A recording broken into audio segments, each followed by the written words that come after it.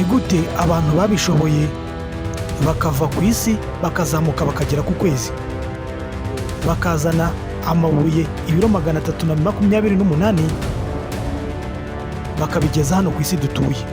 Uyu munsi muri Alpha Media TV tugiye kurebera hamwe uko urugendo rwo ku kwezi rwagenze ndetse n'uko abantu bashaka kongera gusubirayo. Iyi ni Alpha Media TV, kora subscribe tujye tubana.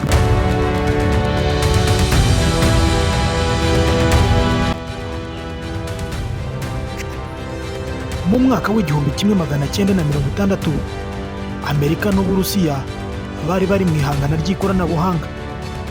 Ibihugu bibiri by'ibihangaje ku isi byari bihanganye, buri kimwe cyose gishaka kwereka kigenzi cyacyo ko gikomeye kukirusha.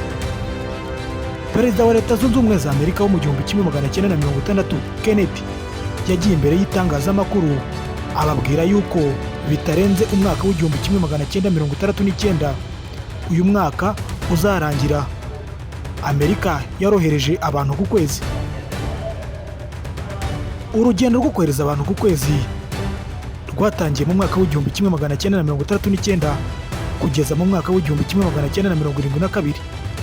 Ikigo cy'igihugu gishinzwe iby'isanzure NASA cyo muri Leta Zunze Ubumwe za Amerika cyatangijwe gahunda yitwa Apollo. Yakozwe misiyo 6 zose zo kohereza abantu bagiye batandukanye ku kwezi. Iyi gahunda y'iki kigo cy'igihugu yohereje abantu 12 banyuze ku butaka bwo ku kwezi. Bose bazanye ibiro 382 by'amabuye, basiga ibikoresho bitandukanye ku kwezi ndetse bahasiga n'amadarapo 6. Dore uko urugendo rwabo rwagenze. Abantu ba mbere bagiye ku kwezi bagiye muri Nyakanga 1969 bajyanywe n'icyogajuru bise Apollo 11. Iki cyogajuru Apollo 11 hari harimo Neil Armstrong ndetse na Buzz Aldrin. Aba nibo bano ba mbere bakandagiye ku kwezi, aho bahakandagiye bakahashinga ibirenge bakumva uko ubutaka bwaho bumeze. Aba kabiri bagiye ku kwezi bagiye mu cyogajuru cyitwa Apollo 12, bazamutse Ugushyingo 1969. Abo ni Peter Carnot na Alan Bean.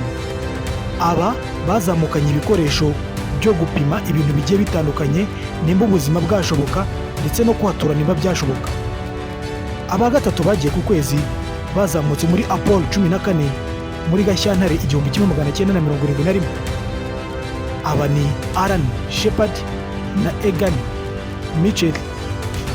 Aba bakubise imipira ya golf ku kwezi bapima uko gravite yaho ingana, niba abantu babasha kuhagendera nta bikoresho bambaye.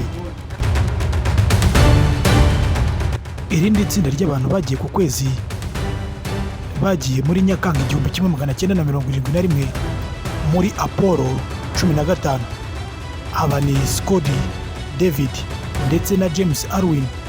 Aba nibo bantu ba mbere bakoresheje imodoka ku kwezi bayigendamo bari ku kwezi. Abandi bagiye mu 1972 muri Mata. Aba bagiye muri Apollo 16. Aba ni John Young ndetse na Charles Duke.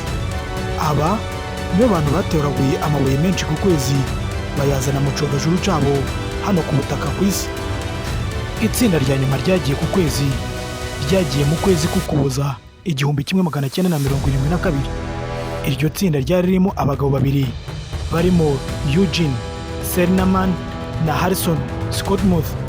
Iyi misiyo ikaba ari nayo ya nyuma y'abantu bagiye ku kwezi bakagenda muri Apollo 17. Abantu 12 nibo bantu bakandagiye ku butaka bwo ku kwezi. Aba bantu 12 bakaba barazanye ibiro bisaga 382 by'amabuye ndetse bagasigayo ibikoresho, ibimenyetso bigiye bitandukanye ndetse bagasigayo amadarapo 6 ya Leta Zunze Ubumwe za Amerika. Ikiretse kuri ibyo, ibi biro byose ntabwo babizaniye rimwe, kuko nka Apollo 11 y'abagiye bwa mbere bazanye ibiro 22 ndetse aba bagiye bwa nyuma bazanye ibiro 110. Iyi misiyo uko bagendaga buri kwezi bagiye barazana amabuye ibiro bigiye bitandukanye. Ikigeretse kuri cyo kandi misiyo yagiye imara hagati y'iminsi 8 na 12 ku kwezi. Ibi bikaba hagati y'iminsi 2 n'3 hano ku butaka ku isi. Kuva mu mwaka w'1972 umuntu wa nyuma avuye ku kwezi kugeza muri 2026 nta wundi muntu wari wasubira ku kwezi. Bivuze ko hashize imyaka 54 nta wari wagerageza gusubira ku kwezi.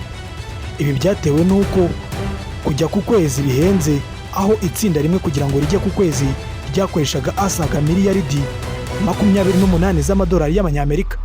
Bivuze ko misiyo 6 zose zakozwe zakoresheje asaga miliyaridi 168 kugira ngo abantu bose bagere ku kwezi. Ikindi kandi nuko intego ya Amerika yari imaze kugerwaho, aho Amerika yari imaze gutsinda Uburusiya, imaze kwereka Abarusiya ko Abanyamerika bakomeye mu ikoranabuhanga. Ariko kugeza uyu munsi wa none, NASA, ikigo cy'igihugu gishinzwe iby'isanzure mu kirere muri Leta Zunze Ubumwe za Amerika, zikaba zarubatse sitasiyo mu kirere.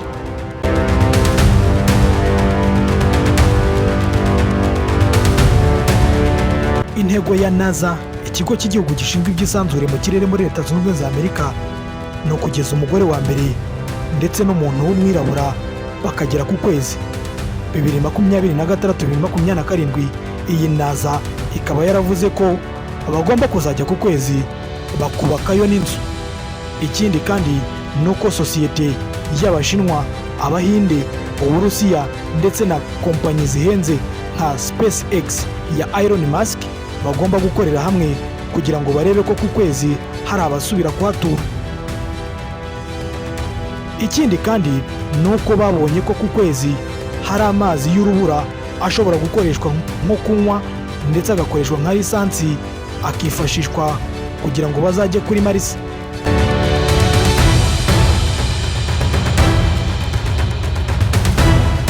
Kuva mu mwaka w'1972 kugeza uyu munsi wa none, nta muntu n'umwe wari wasubira ku kwezi.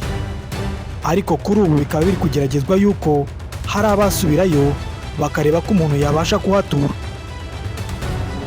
Ku kijyanye n'uko abantu bazajya gutura kuri Mars ariko bakanyura ku kwezi, ibyo byose kanda subscribe uzayimenyera hano kuri Alpha Media TV.